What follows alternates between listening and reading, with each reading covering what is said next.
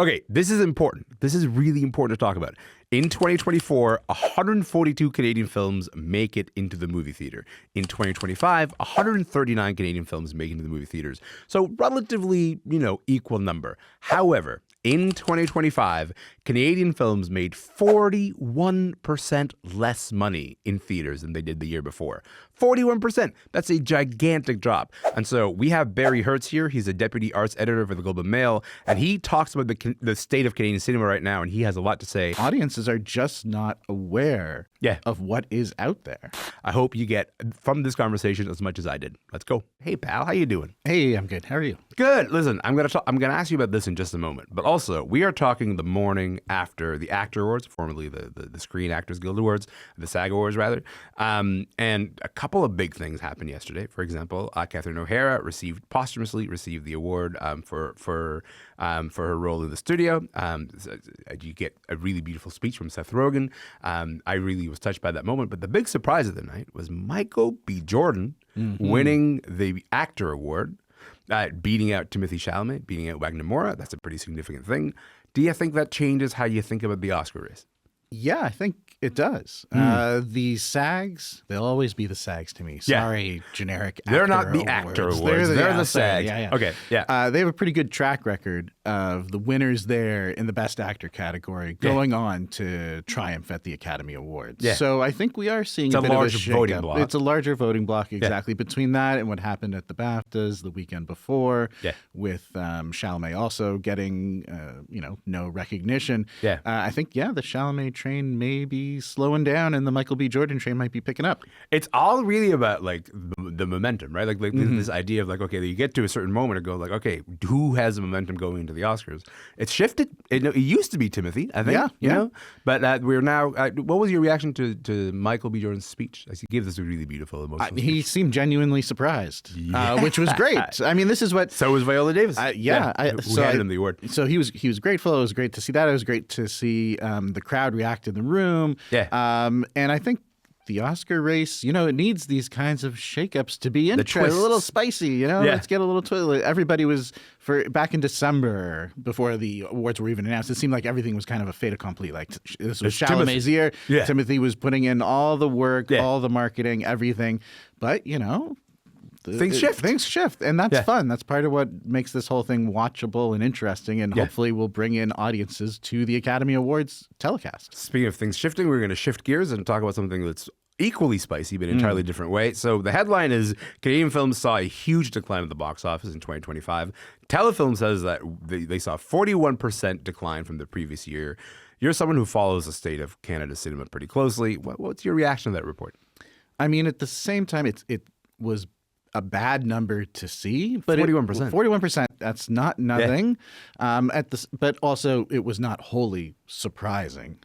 Canadian films at the box office has always been a tough proposition for consumers. We just don't see a lot of people talking about it. I mean, as you say, like, when's the last time somebody went up to you and said, I just went to see a great Canadian film and in the theaters over the weekend? It very rarely happens. So it's starting off from a bad position, but a 41% decline from a not strong position initially is very troubling.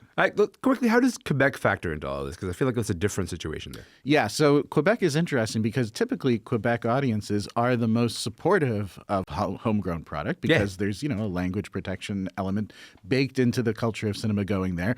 But, a big degree of this drop-off was due to a lack of movie going in Quebec itself. This year, in 2025, there were 3 Quebec movies that crossed the $1 million threshold at the box office. In 2024, there were 7. So there's something unique going on in there, as there normally is something unique going on in Quebec compared to the rest of English language Canada.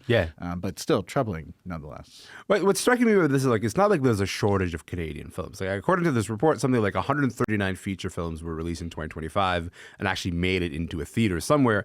Talk to me about the disconnect here. Why aren't these films drawing in the audiences that one would hope they would draw?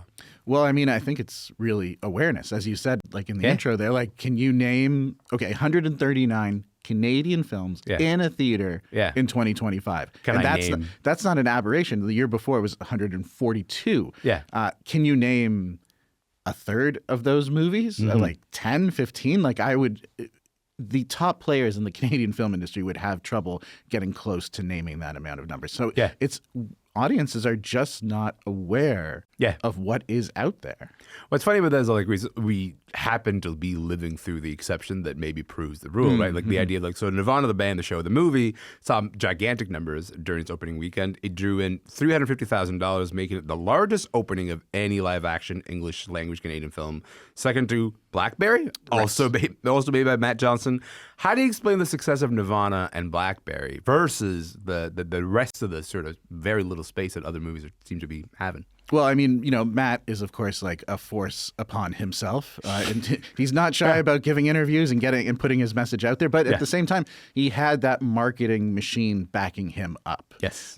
Both in Canada and in the United States. With Nirvana, the band, the show, the movie, it was being distributed in Canada via Elevation Unbelievable Pictures. movie, by the way. Oh, yes. Yeah. I mean, we could have a whole multi-part series about talking about that movie, But it had resources and energy and time put behind it from the distributor. Yes. Elevation Pictures in Canada did a fantastic job of pushing it out there. We're talking screenings across the country. We're talking about a very robust marketing campaign on social media, influencers, media, everything you could think of.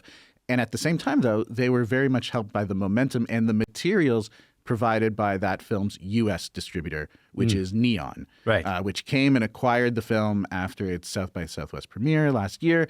Yeah. And they are a much larger marketing machine because they're in the United States. They are, they're in that A24 kind of competitive space of being the cool kid on the distribution block. And they really pushed this movie hard. Yeah. And that marketing right over here. Yeah, exactly. I mean, you see, for example, like, Matt Johnson was on the Ringer podcast, right? They're talking, like, you don't get a lot of filmmakers on American sort of gigantic film podcasts like that talking about their new movies coming out. We see Hollywood films sort of raking in millions of dollars because of that gigantic distribution machine that you're talking about. Why don't we have the same priority for our movies, you think? Well, that's a good question. I mean, that's kind of, I think, the key question here when we're talking about the number of movies simply that are being produced versus how much we're aware of are actually out in the market. Yeah. I mean, obviously, we don't have the resources of a United States Hollywood company putting them out, but at the same time, Telefilm, which, as we say, is like responsible for so much of the film production in Canada. Yeah. I think there is a recalibration that might need to happen there in terms of how much money is being put toward production and development and how much money is being put toward promotion. And it seems like in Canada, promotion, marketing, awareness of a film is really like the last thing on the gatekeeper's The funny is like make minds. The movie, not push the movie. Exactly. But if you're making it and you're not pushing it, then it's falling on deaf ears and it's disappearing into the vortex. So what are we exactly doing here? What's the point? Well, I want to read you this quote. So Ellis Jacob, the chief executive of Cineplex, has commented on that Telefilm report, basically saying that the slump in box office sales is because of the quality of the movies themselves, not just a marketing problem. What do you make of that position? I mean, it's a chicken and the egg kind of proposition there, because it's the quality is not necessarily like a universally adored thing, right? Like, I could say like a large number of the Hollywood product that Cineplex puts front and center in their awareness campaigns is not great. Yeah. No, it's not great. I've seen many not great movies in Cineplex. Exactly. It happens. Yes. It happens. So to say that by and large dismissing Canadian product as being not interesting or not, marketable essentially is what Alice is saying there, is a pretty kind of strong disconnect, I feel. And like, if you can maybe make things interesting, as they have done, like we have seen Cineplex put their weight behind Nirvana, the band, the movie, the show. Yeah. Like I've seen them in the pre-show. I've seen posters everywhere. I've seen trailers. There's social media. It's out there. So when they want to do it, they can do it. They just have to make that kind of concerted effort. Yeah, there's an unshakable idea that Canadian audiences are not interested in Canadian films. Like it's like no matter what, this idea seems to kind of come back. If more eyes aren't on Canadian movies, what's the cultural impact there, Barry? I mean, then we become the 51st state that the culturally speaking, that the White House really wants us to become. And I feel that is part of the problem as well. It's on the distribution mechanism. It's on exhibition like Cineplex. It's on government funders like Telefilm, but it's also on audiences. It's on you and I. It's on you and I. It's on you and I. We have to, whenever I kind of write about Canadian film in this kind of way, the inevitable comments will come and it's like, well, I'm not watching any of that. Boring. Like, so Yeah. there is this immediate cynicism that Yes. is displayed among moviegoers in Canada. And I think we need to shake that now more than ever. Like, this is the Yes. moment for cultural sovereignty.